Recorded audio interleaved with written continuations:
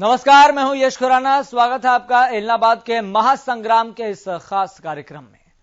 अपने नाम से शहरी सा लगने वाला इलाहाबाद खुद में आज भी ग्रामीण संस्कृति को समेटे हुए है। इलाहाबाद कस्बे को छोड़ दिया जाए तो इस विधानसभा हलके में 75 से ज्यादा गांव हैं, जहां लोग अब एक बार फिर अपने प्रतिनिधि का चुनाव करने के लिए तैयार हैं। अधिकतर किसानी से जुड़े परिवारों के लिए सेहत, शिक्षा, रोजगार, विकास समेत तमाम तरह की दिक्कतें भी एक अहम मुद्दा है। इन समस्याओं के समाधान के लिए जनता एक बार फिर 30 अक्टूबर को मतदान केंद्रों पर पहुंचेगी, यानी कि कल।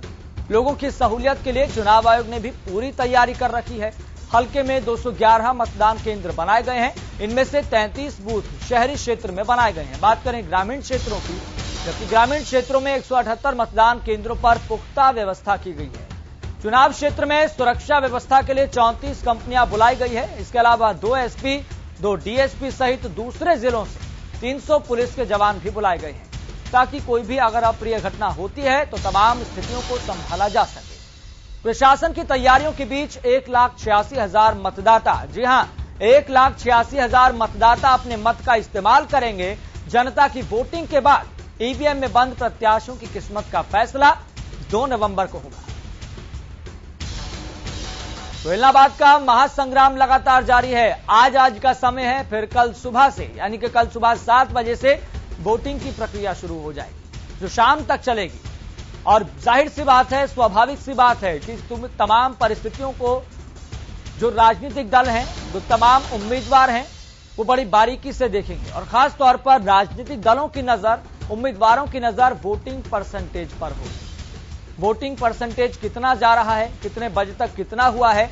चूंकि वोटिंग परसेंटेज में अगर इजाफा देखने को मिलता है तो सभी राजनीतिक दल इसे अपने अपने तरीके से इसके मायने निकालेंगे, इस बात में कोई दो राय नहीं है। हालांकि अगर पिछले चुनाव की बात करें तो 79% के आसपास वोटिंग हुई थी, लेकिन इस बार देखना यह होगा कि वोटिंग परसेंटेज कितना रहता है। फिलहाल आपको बता दें कि हमारे साथ ज्यादा जानकारी के साथ मेरे सहयोगी जितेंद्र जुड़ गए हैं। ज्यादा जानकारी के साथ जितेंद्र, फिलहाल आज का दिन है, फिर कल सुबह से ये वोटिंग प्रक्रिया शुरू हो जाएगी। फिलहाल किस तरह की स्थितियां आप देख पा रहे हैं? हेलो, एक बार अपना प्रश्न। जी जितेंद्र, आज का दिन है, कल सुबह से एक बार वोटिंग शुरू हो जाएगी, जो शाम तक ये प्रक्रिया जारी रहेगी। लेकिन आज फिलहाल किस तरह की स्थितियां आप देख पा रहे हैं? देखिए, मैं बता दूं कि अब जो है सिर्फ 18 घंटे जो है रह गए हैं। 18 घंटे के बाद मतदान जो है वो सुचारू रूप से शुरू हो जाएगा। और जिस तरीके से आपने एक आंकड़ा दिया था कि टोटल जो सीट है कुछ संवेदनशील है, कुछ अति संवेदनशील है, वो 111 सीटों में ऐसे 111 बूथ ऐसे हैं जिनके अंदर ये रखी गई है। और आपको ये भी जानकारी दे दूं कि जिस तरीके से अर्धसैनिक बल है या बीएसएफ की टुकड़ियां हैं, वो लगातार जो है पुलिस प्रशासन के साथ लगातार गश्त कर रही है। और लगातार पूरे गांवों को जो है, ऐसे गांव जहां पर जो है इस तरीके की वारदात होने की कुछ संभावनाएं जताई जा रही है, तो वहां कहीं ना कहीं अर्धसैनिक बल जो है वो लगातार जो है कोशिश कर रहे हैं कि उन गांव में जाकर उन गांवों का दौरा किया जाए। और उस पर जो है चुनाव आयोग की भी निगाहें हैं। मैं ये एक जानकारी और आपको दे दूं कि देखिए, इस समय चुनाव प्रचार पूरी तरीके से थम चुका है, लेकिन जो है लगातार जो पार्टी है, चाहे कांग्रेस हो, चाहे इनेलो हो या भारतीय जनता पार्टी जेजेपी हो, लगातार प्रेस कॉन्फ्रेंस कर रही है। और कहीं ना कहीं एक मुद्दा जो है, मैं कहूंगा कि विकास के मुद्दे को लेकर लगातार लोगों के अंदर ये जरूर उन तक पहुंचा रही है कि किस तरीके से अगर आपको विकास चाहिए, क्योंकि ये मुद्दा जो है उन्होंने ग्राउंड लेवल पर भी जाके लोगों के बीच में रखा है। और आज कहीं ना कहीं जिस तरीके से प्रेस कॉन्फ्रेंस की गई, उसमें बीजेपी के बहुत से गणमान्य व्यक्ति थे। आप ये लगा लीजिए, बीजेपी के अपने हरियाणा के अध्यक्ष जो है सुभाष बराला, उनके साथ जो है जेजेपी के संरक्षक डॉक्टर अजय चौटाला, और उनके साथ बिजली सिंचाई मंत्री जो थे चौधरी रणजीत सिंह चौटाला, उन्होंने जो है लगातार जो है अपील की है। और वहीं उन्होंने ये भी कहा है कि आपके क्षेत्र का विधायक जैसे अजय चौटाला ने बोला कि आपके पास देखिए एक बार फिर मौका है, अगर आप चाहें तो जिस तरीके का मौका है, अगर आप चाहें तो जिस तरीके का आपका विधायक है, जिस तरीके के उसके कार्य उसके समय में पिछले 7 साल में आपका क्षेत्र को सिवा विकास के मुद्दों के नाम पर कुछ भी नहीं हुआ। आप ये समझ लीजिए कि आपके गांवों के अंदर सड़कें हैं, पानी है, शिक्षा है, स्वास्थ्य है, वो सभी जो सभी ये ग्राउंड लेवल पर जितनी भी समस्याएं थी वो यूं की त्यों बनी हुई हैं और इनसे छुटकारा पाने के लिए आपको अब जो है वोट डालकर आप बीजेपी में भागीदारी हासिल कर सकते हैं। यहाँ पर तरह तरह की बातें अपने चुनावी प्रचार प्रसार के दौरान नेताओं ने कही है, उम्मीदवारों ने कही है, राजनीतिक दलों ने बढ़ चढ़कर तमाम बातों का जिक्र किया है, इस बात में कोई दो राय नहीं है। लेकिन अब फैसला जनता जनार्दन को करना है, तमाम परिस्थितियों का मूल्यांकन करते हुए, आकलन करते हुए कि उनका उम्मीदवार हल्के का कौन होना चाहिए, उनका जनप्रतिनिधि कौन होना चाहिए। लेकिन बड़ी बात यहां पर करें जितेंद्र, जिस तरीके से जो तमाम परिस्थितियां हैं, चूंकि अब आज का दिन है, कल सुबह से वोटिंग की प्रक्रिया शुरू हो जाएगी, तो ऐसे में चुनाव आयोग की और प्रशासन के अधिकारियों की जिम्मेदारी ये बनती है कि इस उपचुनाव को पारदर्शिता के साथ, निष्पक्षता के साथ, बिना किसी दबाव के, निडरता के साथ, निर्भयता के साथ इस चुनाव को संपन्न कराया जा सके। तो ऐसे में चुनाव आयोग और प्रशासन के अधिकारियों का तालमेल किस तरह का दिख रहा है, तैयारियां क्या है? देखिए, मैंने आपको पहले भी बताया था कि जिस तरीके से 111 बूथ ऐसे हैं, कुछ जो है संवेदनशील हैं, कुछ जो है अति संवेदनशील हैं, उनको लेकर कहीं ना कहीं अर्धसैनिक बलों का जो एक तरीके से आप लगा लीजिए कि एक फ्लैग मार्च होता है, तो कहीं ना कहीं उन्होंने गांवों में फ्लैग मार्च करना शुरू कर दिया है।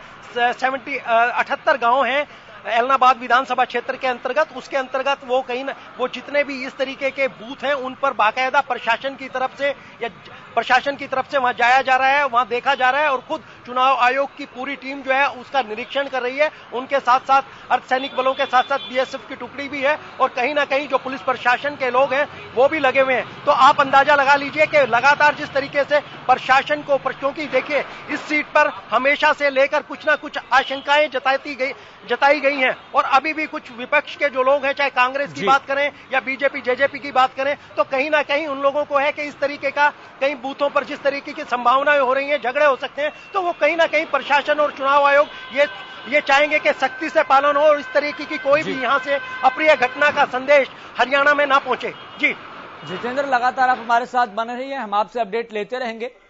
तो इलाहाबाद का महासंग्राम लगातार जारी है, आज का दिन बचा है, कल सुबह से वोटिंग की प्रक्रिया शुरू हो जाएगी जो शाम तक चलेगी। चलिए बढ़ते आगे। इलाहाबाद उपचुनाव को लेकर तैयारियां अंतिम चरण में है। बरनाला रोड स्थित चौधरी देवीलाल विश्वविद्यालय में पोलिंग पार्टियों के साथ चुनाव आयोग के अधिकारियों ने बैठक की है और शांतिपूर्ण चुनाव संपन्न कराने को लेकर जरूरी हिदायतें भी दी है। जिला निर्वाचन अधिकारी और उपायुक्त ने बताया कि पोलिंग पार्टियों को कोरोना से सावधानी बरतने के भी निर्देश दिए गए हैं। इसके साथ ही सभी बूथों पर कोरोना किट उपलब्ध करवाई जा रही है। मतदाताओं के लिए मास्क पहनकर आना भी अनिवार्य होगा।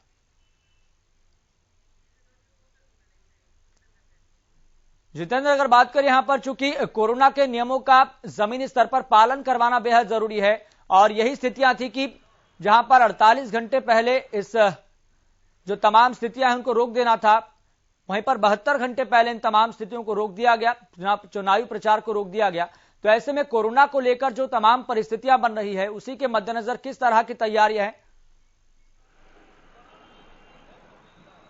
देखिए, मैं आपको बता दूं कि कोरोना संक्रमण की जो गाइडलाइन है उसको भी ध्यान में केंद्रित रखते हुए कहीं ना कहीं जो भी बूथ हैं, बूथ को बाकायदा इस तरीके का एक देखा गया है, डिस्टेंस बना के रखा गया है। और दूसरी बात, आम लोगों को, आम मतदाता जो हैं उनसे अपील की गई है कि आप आए, मास्क लगाकर आए, एक थोड़ी सी दूरी बनाकर रखें। और जिस तरीके से चुनाव आयोग और लगातार प्रशासन, मैं कहूंगा कि हर बूथ पर जो है ये एक मैसेज दिया गया है और लगातार लोग बाग भी जो है कहीं ना कहीं इसको लेकर जो है जागरूक भी हो रहे हैं। जिस तरीके की तीसरी कोरोना संक्रमण की लहर की आशंका जताई जा रही थी, तो वो जो है उसको लेकर प्रशासन पूरी तरीके से अलर्ट है। अब देखना यह है कि किस तरीके से लोग बाग बूथों पर आते हैं, किस तरीके से उनको जो है प्रशासन की तरफ से जिस तरीके का मैसेज दिया है क्या वो फॉलो करते हैं। लेकिन सबसे बड़ी बात यही है कि जिस तरीके का एक चुनाव का समीकरण था, वो समीकरण बनकर तैयार हो गया है। अब लोगों को अपने बूथ तक जाना है, बूथ के जाने के बाद जो है वो जो है ये लगा लीजिए तीनों प्रत्याशी, मैं कहूंगा चाहे वो इनेलो के प्रत्याशी हो या कांग्रेस के प्रत्याशी हो या बीजेपी के प्रत्याशी हो, तीनों प्रत्याशियों की जो वो कहते हैं कि उनका जो भाग्य है वो कहीं ना कहीं ईवीएम में कैद होने वाला है। कल और 2 तारीख को जो है वो उदय होगा कि एलनाबाद का सूरज किसका निकलता है। मैं सबसे बड़ी बात ये भी बता दूं कि कहीं ना कहीं जिस तरीके से बीजेपी और जेजेपी ने विकास के मुद्दे को लेकर चले थे, तो कहीं ना कहीं बीजेपी और जेजेपी जो है लगातार बढ़त बनाए हुए हैं। लोगों के अंदर ये भी देखने को मिला है कि उनकी सोच जो है आम जो नेशनल मुद्दा है, किसान का जो मुद्दा है, जिस तरीके से किसान के बड़े बड़े नेताओं में या चढ़ूनी की बात करूं या राकेश टिकैत की बात करूं, तो कहीं ना कहीं जिस तरीके के उन लोगों के बयान मेहमान आए हैं तो उनसे भी लोगों को आघात पहुंचा है, क्योंकि डायरेक्ट नहीं सही इनडायरेक्टली जिस तरीके से वो एक पार्टी को सपोर्ट कर रहे हैं, तो लोगों को पता लगा है कि कहीं ना कहीं इन लोगों के भी काया करनी में जो है जमीन आसमान का अंतर है। और अब लोग बागों की निगाहें यही है कि क्यों ना 3 साल के लिए एक बार जो है बीजेपी को भी मौका देखा जाए। और यही है कि इस बार जो है जिस तरीके से मुख्यमंत्री उप मुख्यमंत्री की रैलियां रही हैं, लोगों को उन्होंने आश्वासन दिया है, विकास के मुद्दे गिनवाए हैं। उनका कहना है कि 5600 घरों में जो है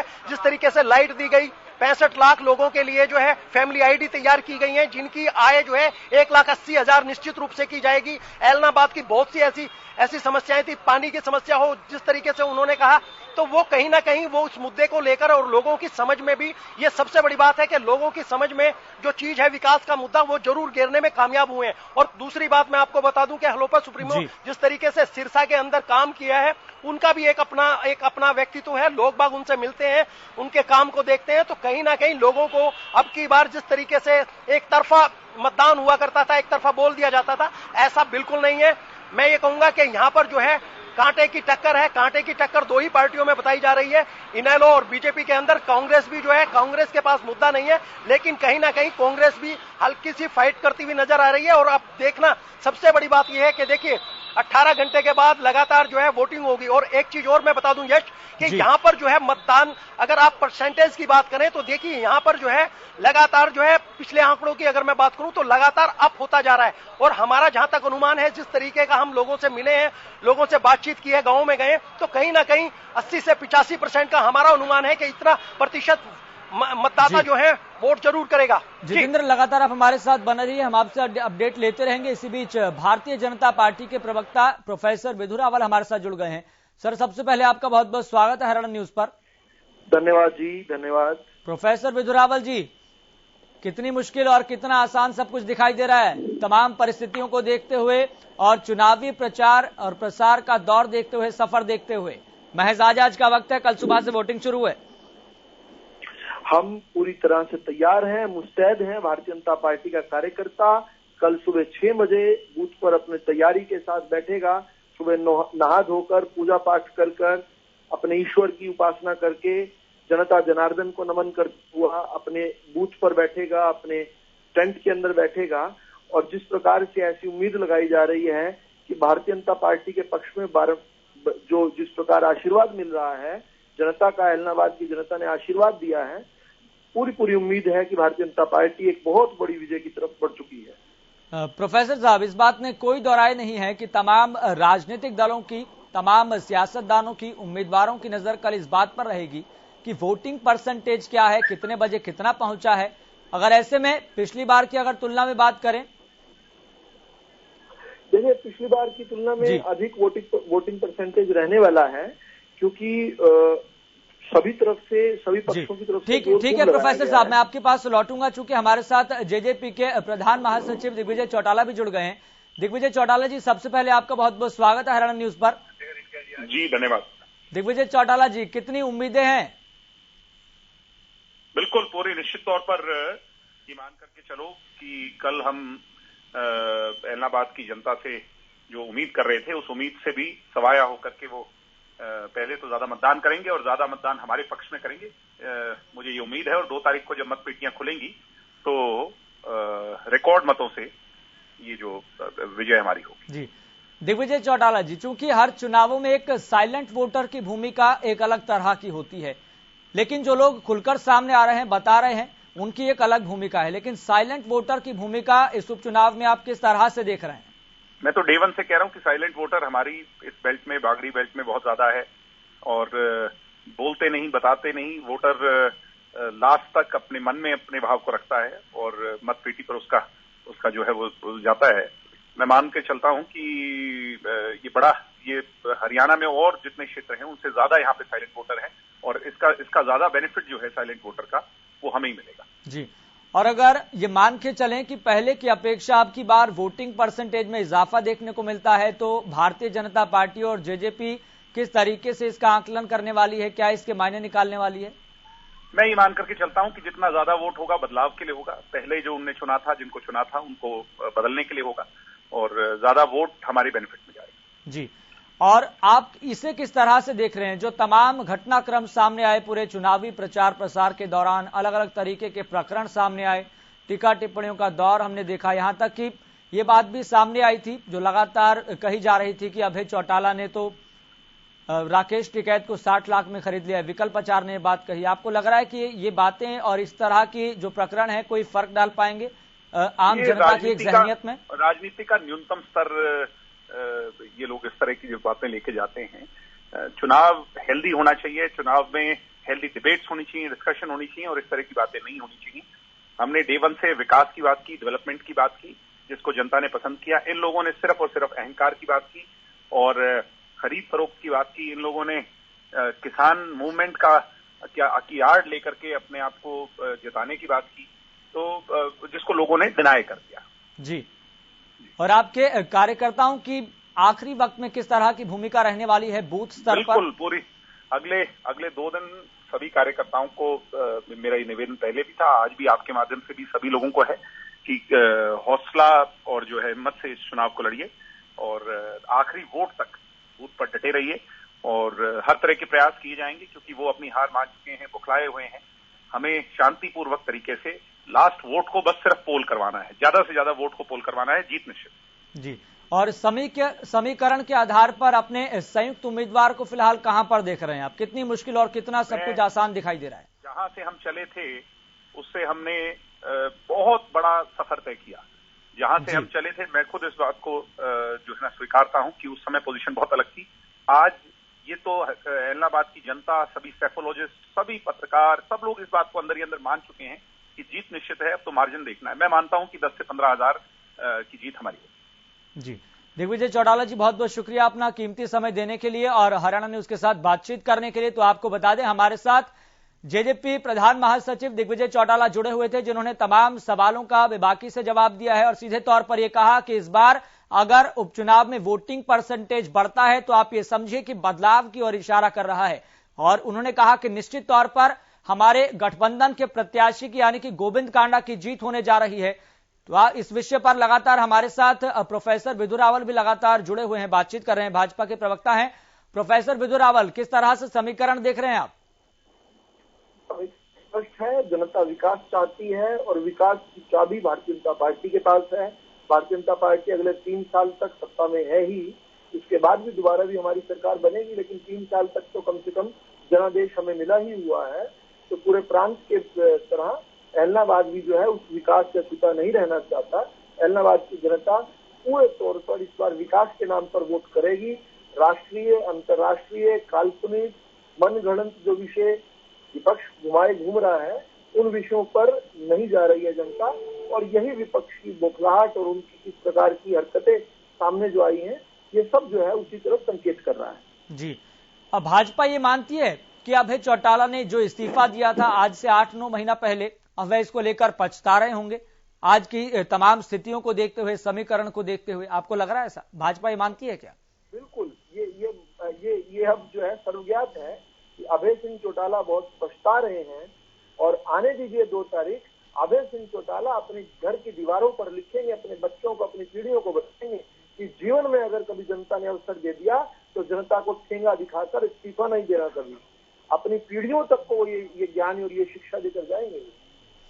आज के 21वीं सदी के भारत में भारतीय जनता पार्टी, जो गढ़ वाली बात कही जाती है, गढ़ को लेकर एक धारणा होती है कि गढ़ है तो सेंधमारी करना बहुत मुश्किल होता है, गढ़ है तो कहीं ना कहीं जो दूसरे विपक्षी दल के उम्मीदवार होते हैं उनका जीतना बहुत मुश्किल होता है। हालांकि ये बात पहले देखा भी गया है, लेकिन आज की स्थिति में आप किस तरीके से बदलाव देख रहे हैं? देखिए, ये गए जमाने की बातें हैं, ये बीते जमाने की बातें हैं कि गढ़ होता था, कोई दुर्ग होता था, कोई किला होता था, जब लोग जनता को अपनी जेब में समझते थे, अपनी बापोती समझते थे। लेकिन हमने देखा, नेशनल ट्रेंड देखा है हमने, और प्रदेश में भी देखा है किस प्रकार से गढ़ टूटे हैं। और टूटे क्या, लोगों ने तो सबक सिखाया ऐसे लोगों को जिन्होंने जनता को बहुत हल्के में लिया, जनता के विकास पर रुचि नहीं रखी, केवल जनता का उपयोग अपने आप को नेता स्थापित करने के लिए किया। अमेठी से लेकर रोहतक तक हमने हर स्थान पर देखा है किस प्रकार से इस प्रकार के गढ़ जो है टूटे हैं। तो गढ़ और दुर्ग नाम की, किला नाम की कोई ऐसा कॉन्स्टिट्यूएंसी रही नहीं है। अब तो हर परफॉर्मर जीतेगा, जो परफॉर्म करेगा वो जीतेगा, जो जनता के हित में काम करेगा वो जीतेगा। तो इस प्रकार से जैसे अभय सिंह चौटाला ने नाखून कटवाकर शहीद होने का प्रयास किया, ऐसे लोगों को जनता घर बिठाने का काम कर रही है। राहुल गांधी जी को तो केरल में स्थान मिल गया, लेकिन अभय सिंह चौटाला को युगांडा में भी स्थान नहीं मिलने वाला। अब उनकी राजनीति यहाँ पर खत्म हो गई। लेकिन विदुर रावल जी, आत्मविश्वास का आधार क्या है? ये जनता का जो आशीर्वाद है वो हमारा आत्मविश्वास, उस कारण से हमारा आत्मविश्वास जो है उमड़ रहा है।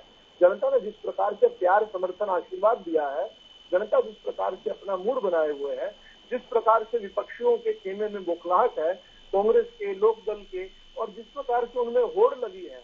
अब देखिए, दूसरे नंबर और तीसरे नंबर की वो लड़ाई लड़ रहे हैं। अब एक दूसरे से लड़ते हैं, कभी कांग्रेस वाला इंडियन नेशनल लोकदल को भाजपा की बी टीम बताता है, कभी लोकदल वाला कांग्रेस को बुलाता है। तो इस प्रकार से साफ तौर पर ये बी और सी टीम की लड़ाई लड़ रहे हैं। ए टीम जो है, नंबर 1 पर जो टीम है भारतीय जनता पार्टी है, ऐसा जनता तो आशीर्वाद दे ही रही है, विपक्ष भी इसको जो है एक तरह से सहमति दे चुके हैं। भारतीय जनता पार्टी अपने खुद के इंटरनल सर्वे के दौरान ये किस तरीके से देख रही है कि कितने प्रतिशत तक कल मतदान होने वाला है, तमाम परिस्थितियों को देखते हुए एक अनुमान? देखिए, 80% से अधिक चुनाव मतदान होने वाला है और हमारी इसमें लगभग 15 से 17 हजार के करीब का मार्जिन रहेगा। हो सकता है कल ये मार्जिन और बढ़ जाए, जब वोट देने के लिए निकलेगी, जब इस उत्साह जी देने से रोक देंगे, जब वो नाकामयाब हो जाएंगे अपने मंसूबों में, तो देखना किस प्रकार से शायद ये मार्जिन और बढ़ जाए। चलिए प्रोफेसर साहब, बहुत बहुत शुक्रिया जुड़ने के लिए और भारतीय जनता पार्टी का पक्ष रखने के लिए। जितेंद्र, आप भी हमारे साथ जुड़े, बहुत बहुत शुक्रिया जुड़ने के लिए और ग्राउंड जीरो से रिपोर्ट देने के लिए। तो एलनाबाद का महासंग्राम लगातार जारी है, लेकिन 30 अक्टूबर को होने वाली पोलिंग को लेकर एलनाबाद एरिया में 211 बूथ बनाए गए हैं, जिसमें से 121 बूथ सेंसिटिव और हाइपर सेंसिटिव की कैटेगरी में रखे गए हैं। वहीं जिला चुनाव अधिकारी ने बताया कि पोलिंग शांतिपूर्ण करवाने के लिए पर्याप्त सुरक्षा बलों की तैनाती की गई है। एलनाबाद उपचुनाव के लिए 30 अक्टूबर को वोट डाले जाएंगे, यानी कि कल, और वोटों की गिनती 2 नवंबर को होनी है। वहीं सभी 211 बूथ पर चुनाव अधिकारी वेबकास्टिंग के जरिए भी निगरानी करेंगे। पूरे देश और प्रदेश की निगाहें एलनाबाद उपचुनाव पर लगी हुई हैं। चुनाव प्रचार का शोर थम गया है, अब पोलिंग के दिन का इंतजार है। चुनाव आयोग की ओर से क्या तैयारियां की गई है, हमारे साथ हैं जिला निर्वाचन अधिकारी श्री अनीश यादव। इनसे जानते हैं कि किस प्रकार की तैयारियां रहने वाली हैं पोलिंग के लिए। जी सर, स्वागत है आपका हरियाणा न्यूज में। क्या कुछ तैयारियां एलनाबाद उपचुनाव के लिए की गई हैं? देखिए, टोटल 211 बूथ्स हैं एलनाबाद असेंबली कॉन्स्टिट्यूएंसी में, जहां पे पोलिंग होनी है।